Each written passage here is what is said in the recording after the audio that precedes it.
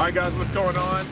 We are out here at Formosa Raceway in Bakersfield, California for the Redlist races. We've got the truck out here. Alright, we'll do the fire up deal here.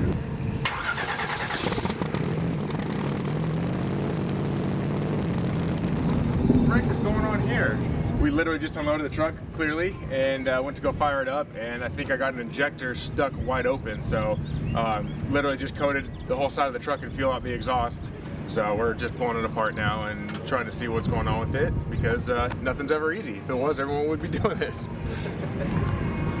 So right when I fired the thing up, a ton of raw fuel was just coming out the exhaust. So obviously it's this bank, it's the driver's side bank. We just pulled all the plugs out, spun the motor over. No fuel came out of the cylinders, so that's a good thing. I'm really hoping that it's just a fluke. Injector got stuck open, maybe a little tiny piece of debris got in the injector.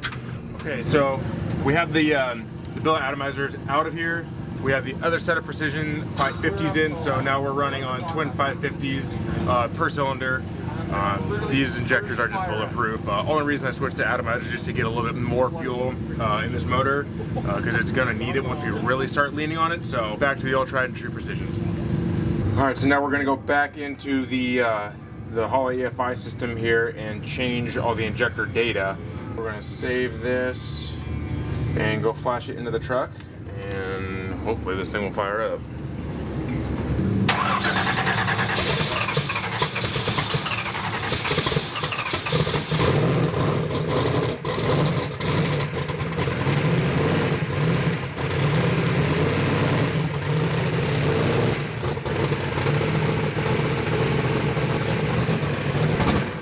I already killed 4 gallons of oil.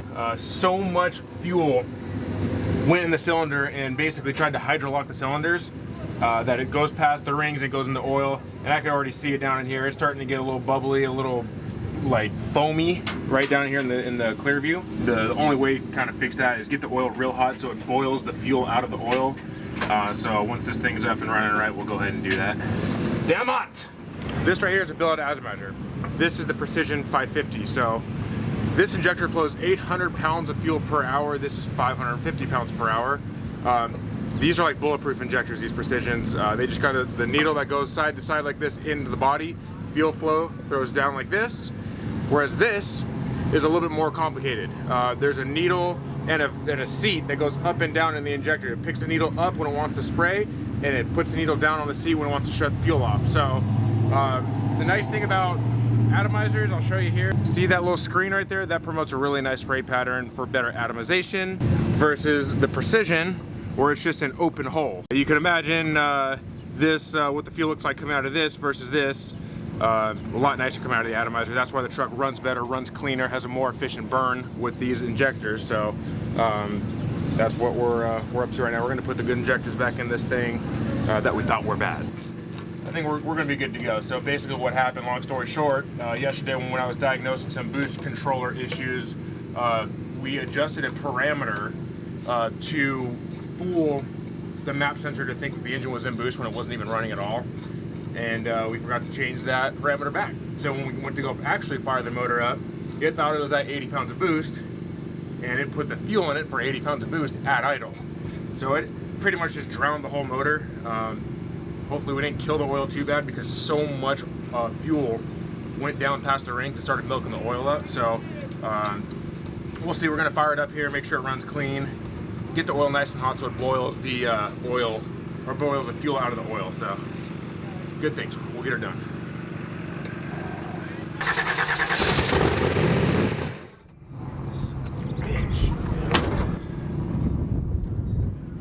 We're doing the zip tie trick on the injectors here. It's what I had to do with the old motor.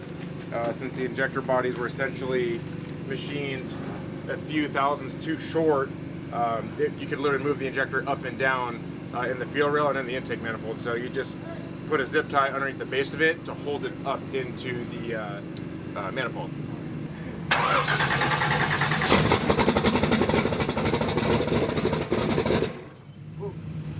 Issue right here. So if you zoom in on that O-ring like that, you can see how it's cut. That will cause a leak. There's 160 plus pounds of fuel pressure on this side of the O-ring, so Any little imperfection, it'll leak like crazy. We got spares.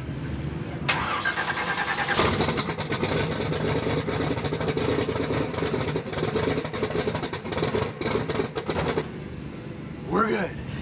We're good. Thank you. All right. Now let's get this day started. Oh my God, I hate restarting. Just going over the data, trying to get him to go A to B. Hopefully we make some killer passes at the end of the day. Get this thing hauling ass. If I can say that. Got everything in the truck, got all my gear in there. We're gonna cruise this thing over to tech inspection, make sure everything checks out, and this thing ready to go rock and roll and go have some fun today. All right, let's go have some fun today, guys. I'm done working on this thing for now. Love the truck, man. Thank you. Hopefully it runs decent today. Based on previous performance, I think you'll be all right. Thank you. Successful tech. We're all good to go. We're gonna go put a tune-up in this thing, spool it, make sure it's all good. Keep in mind, guys, today we just put an all-new boost controller system on it, so it's all foreign to me. We're gonna just basically test and tune, start off real nice and easy, work our way up, make sure the turbos actually follow the boost curve that we put in the thing. So we're just gonna go out nice and easy. It'll probably be pretty lazy, but we're just gonna see. Just keep testing and working our way up and inching up and get faster. Beautiful. 17 on the money. Normally I run them at 16 PSI. We're gonna go 17 today. Just try it, see what happens. All right, let's go make a pass. The track's about to go high here in about 10 minutes, so we're gonna roll over there and see what happens.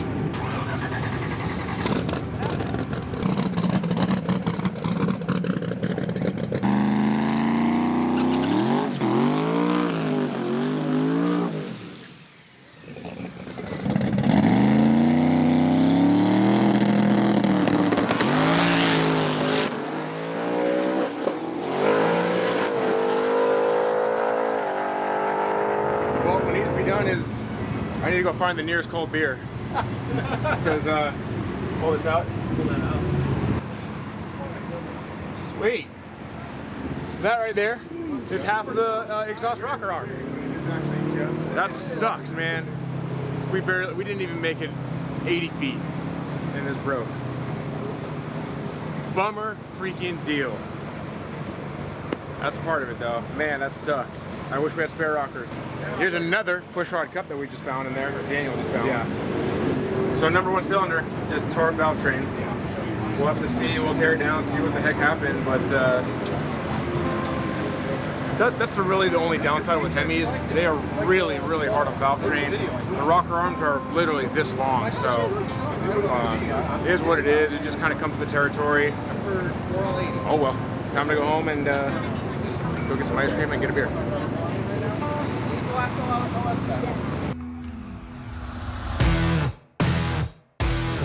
So we're at the track in Moso. I've got a 4800 Noonan Hemi. So the girl that teched us in actually owns a shop like 15 minutes away from the track, and she's got a bunch of Hemi parts. So she's gonna run to her shop right now. She took some pictures of my rocker arm setup, and she's gonna go see if she has spare rocker arms for me. So just in case she does, I want to be prepared. We're gonna yank the rocker arms off the thing and just be ready to go in case she does, because if so, we're back in business, man, and she will be an absolute lifesaver. So let's go ahead and get to work. Just hit the starter, don't ignition, obviously. Go. Just hold on. Here's the rocker arm system for this Hemi. That's the exhaust rocker that broke. We're dripping oil everywhere. And we also bent the shaft. There's a common shaft that runs all the way through here, and we bent the shaft for number one intake.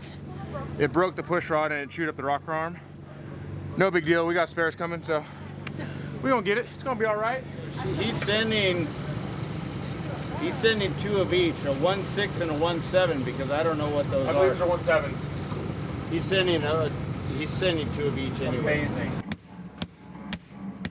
So this is the one shaft on the intake side that runs all the way through all the rockers. If you look closely, you can see how that is bent upwards. That's not good. That's what seized this rocker on, and it was unable to actuate down, and it broke the push rod. So that's what it did to the push rod. So that rides in there like this, and it tore all that up. So trash. Anyways, we got it. We're back in business. We're yanking this stuff apart. All the new parts should be here any minute now, so we can slide everything back in and sling this thing back together and go make some more passes. So, woo! What do we got? So this really messed up the shaft. This is Becky. She just saved our whole day and even the weekend possibly. She has a shop right down the road here. I can't thank you enough. Truly, thank you. We're gonna go slam this thing back together and go see if we can make some noise here in a little bit. So, appreciate you. Thank you.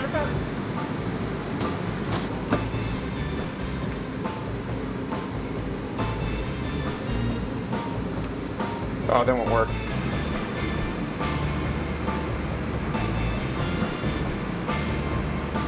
Nope.